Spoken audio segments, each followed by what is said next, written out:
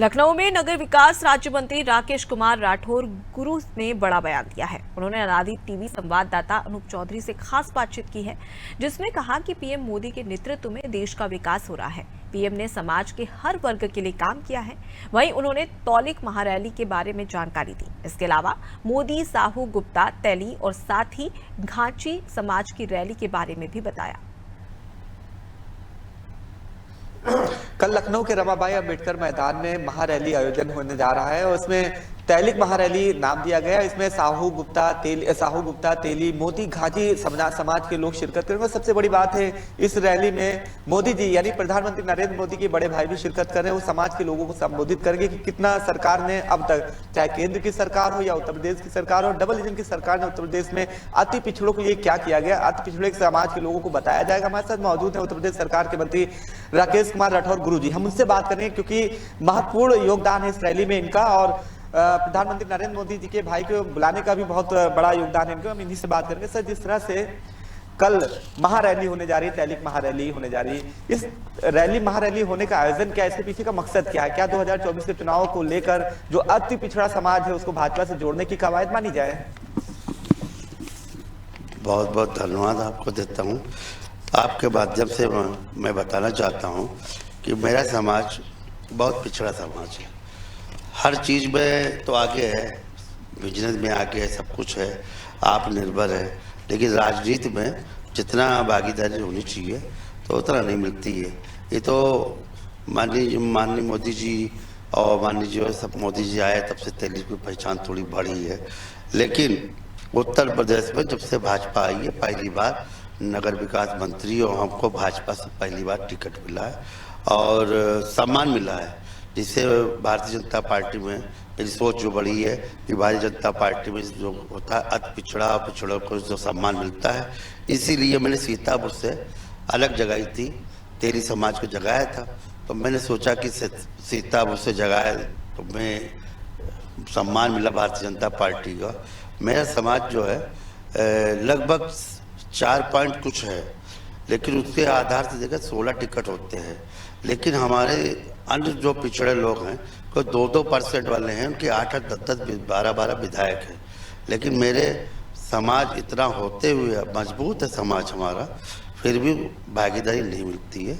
इसके लिए महाकुंभ का आह्वान किया गया है और ये कम से कम रमाबाई में हम लोगों का लक्ष्य तो 5 लाख था, लेकिन हाँ 1.5-2 लाख लोग समाज के लोग आएंगे। और मैं भारतीय जनता पार्टी का शुभचिंतक, हमारा समाज हमेशा जब से देश आज़ाद हुआ एक मोहर लगी है कि भारतीय जनता पार्टी के लोग हैं।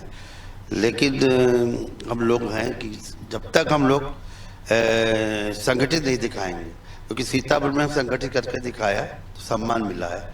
तो मैं यही सोच बताया कि बाबू जी के नेतृत्व में, रामनारायण साहू जी के नेतृत्व में, और मैं ये लक्ष्य रखा हूँ कि हमारे अपने घर में जब हम दिखाएंगे तो हमको सरकार में भागीदारी मिलेगी। जिस तरह से आपने लक्ष्य रखा है भागीदारी का, और जाहिर सी बात है आपको भारतीय जनता पार्टी ने सम्मान दिया, आप मंत्री भी हैं, इस सम्मान को कैसे कर्ज अदा करेंगे? क्योंकि 2024 का चुनाव है और अपने समाज को जोड़कर 2024 का चुनाव कैसे पार किया जाए? क्योंकि उत्तर प्रदेश में भारतीय जनता पार्टी का लक्ष्य है 80 का 80 नहीं तो 75 सीटें जीतने का लक्ष्य बना रखा है। तो समाज के लोगों को कैसे समझाएंगे कि डबल इंजन की सरकार ने कितना काम किया? कल जो रैली होने जा रही, क्या उन्हीं को उसमें बताया जाएगा कि केंद्र की सरकार या उत्तर प्रदेश की सरकार ने कितना अति पिछड़े लोगों को ये किया गया? भारतीय जनता पार्टी में एक संदेश है कि एक एजेंडा है, सबका साथ, सबका विकास, सब पे विश्वास, और अंतिम लाइन जो खड़ा है उसको सम्मान। तो ये पूरा 2014 से चलता आता है। मैं अगर अंतिम लाइन में न खड़ा होता तो हमको ना मिलता। एक भारतीय जनता पार्टी एक सम्मान देती है कि जो बिल्कुल अंतिम समाज कहीं खड़ा हो या अंतिम व्यक्ति कहीं खड़ा हो, क्योंकि मैं छोटा सा भारतीय जनता पार्टी कार्यकर्ता था और कोई बूथ अध्यक्ष नहीं था, लेकिन भारतीय जनता बस छोटा सा सिपाही था। ईमानदार मेहनत, जो ईमानदारी मेहनत वही लक्ष्य है, ईमानदारी मेहनत से और संगठन में काम करेगा और उसको ही भागीदारी मिलेगी। क्योंकि हमारे वहाँ जब हम आए, जब सरकार में आया हूँ तो सरकार में लोगों की अपेक्षा ज़्यादा बढ़ गई है कि समाज का दायित्व बढ़ना चाहिए। अच्छा, हम भी अकेले हैं, अकेले पूरा प्रदेश को कैसे संभाल पाएँ? तो उनकी भी जुनून है, समाज की जुनून है जो कि इनकी भागीदारी होनी चाहिए। तो जब तक एक पास सब लोग नहीं होंगे, इकट्ठा नहीं दिखाएंगे, तो भागीदारी कहाँ मिलेगी।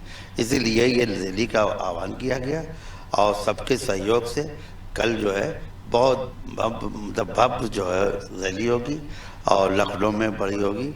और ये है कि 80 की 80 तो रही है, 75 तो जिता के भेजेंगे यहाँ से। और तिवारा हमारे माननीय मुख्यमंत्री, हमारे प्रधानमंत्री बनेंगे नरेंद्र भाई मोदी जी। तो यही लक्ष्य है। देखिए, आप राकेश राठौर गुरुजी थे जिन्होंने महा रैली जो होने जा रही तैलिक समाज की, साफ बता दिया कि जितना समाज ने, सरकार ने किया है, समाज की यानी अंतिम पायदान का जो व्यक्ति था, जो कि खुद राकेश राठौर गुरुजी थे, जो सम्मान इनको मिला है और इनके समाज के लोगों को मिला है, उस सम्मान का कर्ज अदा करने के लिए ही कल एक महारैली का आयोजन किया गया है। उसमें समाज को बताया जाएगा और सीधा सा लक्ष्य है कि 2024 का चुनाव, उस लक्ष्य को पार करने के लिए एक महारैली का आयोजन कल होना है। वीडियो जर्नलिस्ट अनिल सैनी के साथ अनूप चौधरी, अनादि टीवी, लखनऊ।